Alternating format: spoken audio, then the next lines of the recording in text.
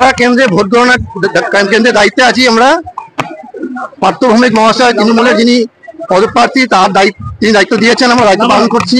করতে করতে যখন এই মুহূর্তে একটু বাথরুম করার জন্য নিচে নামছি, সিঁড়ির থেকে জাস্ট নেমেছি, যিনি ব্যারাকপুরের মাননীয় বিজেপির যিনি প্রতিনিধি অর্জুন সিং মহাশয় কোনো কিছু বুঝলেন না, উনি সরাসরি আমার মুখে একটা আঘাত করিলেন।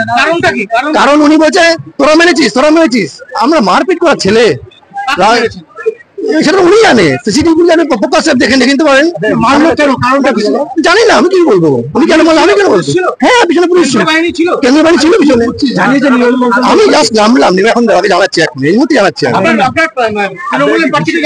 হ্যাঁ, আমার মাল সরাসরি মানে আমার মনে হলো একটা মারলো, মোড়ে মেরে বললো যে কাকে মেরেছিস, তোরা মেরেছিস। আমরা মারতে যাবো? আমরা দায়িত্ব নিয়ে ছোট থেকে জবের থেকে ভোটের কাজে নাম লেখাই, আমরা ভোট পরিচালনা করি, যে দায়িত্ব পাই সে দায়িত্ব পালন করি। তৃণমূল কংগ্রেসে মাননীয় প্রার্থী মহাশয় জানাচ্ছে এখন এই জাস্ট আমার রজত মৈত্র, সিনিয়র সিটিজেন লোক, একজন মাইনরিটি লোক, তাকে মেরে দেখুন ওখানে ফেলে দিয়েছেন। কিন্তু এই তো বলুন বললাম তো, ওকে মেরেছে, তারপরে আমরা গেছি, তারপরে ওকে মারছে, তখন আমরা ওকে ধরে টেনে বের করেছি।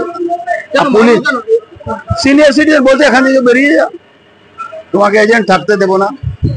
কিন্তু আর অভিযোগ আছে, আরে বললাম তো অভিযোগ তো ওর আছে, এখানে ওকে মেরেছে।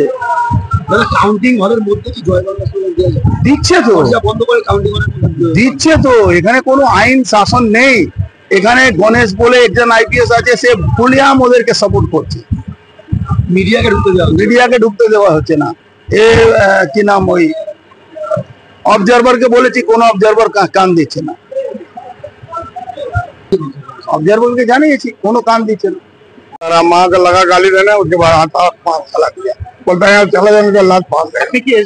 हाँ, আমি